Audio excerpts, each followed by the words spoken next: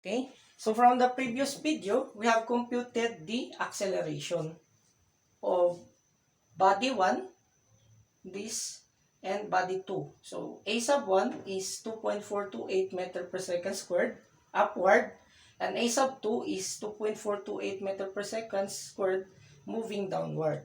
Okay, so let us say, let us say, what if we need to find the velocity given that um, there is a displacement of 1 meter. Okay, so let us say there is a displacement. Let us say it's D is 1 meter. So what is V1 and what is V2? Okay, so here, okay, so we revisit our previous formulas. V1 plus V2 is equal to 0. So therefore, V1 should be equal to negative V2. So now, okay, so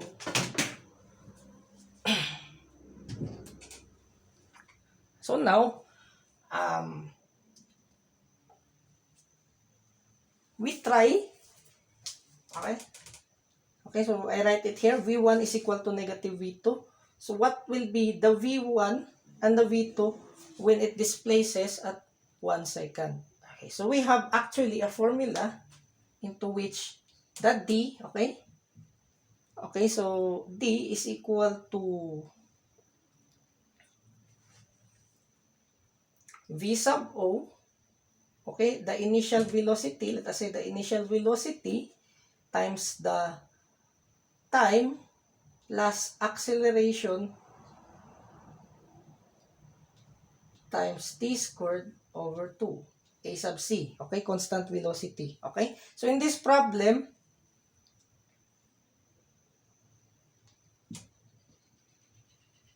logically, if it starts from rest before it is moving, so your vi is equal to 0. Okay. Let us say 1 meter. And then we have a sub c. So here, we have two accelerations. One is moving upward, and one is just moving downward. So it's just the same acceleration, just opposite direction. One is moving upward, one is moving downward. So we can use the absolute value. The absolute value is 2.428.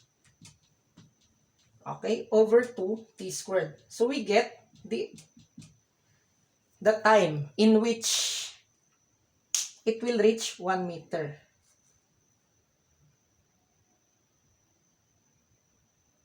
So 2.428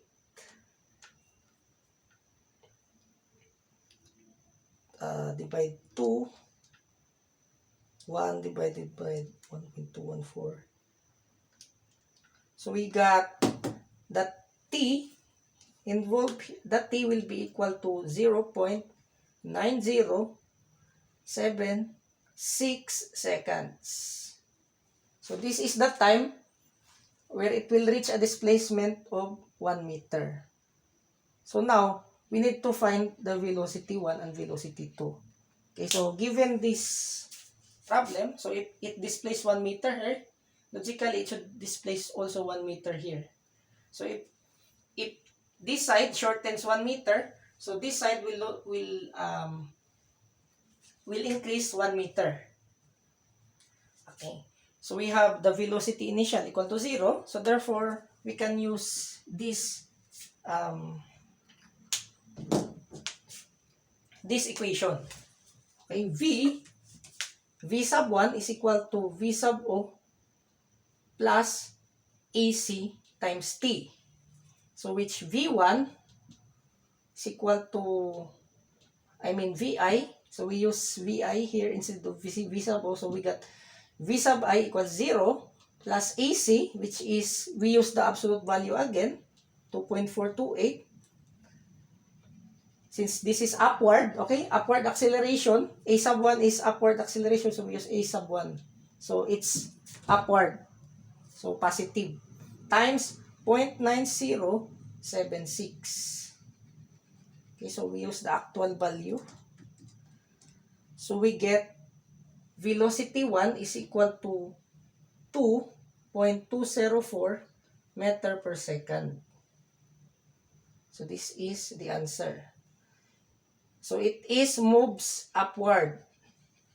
While velocity 2 is negative, so therefore we got V2 is negative 2.204. Since it is negative, so we get the velocity 2 as downward. Okay, so we can use, okay, 2.204 meter per second squared. So it's since it's negative of V1, so they have opposite direction. This is downward.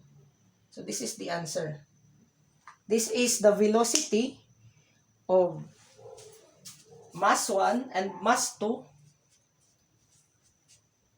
when it at that time there is a displacement of 1 meter. Okay?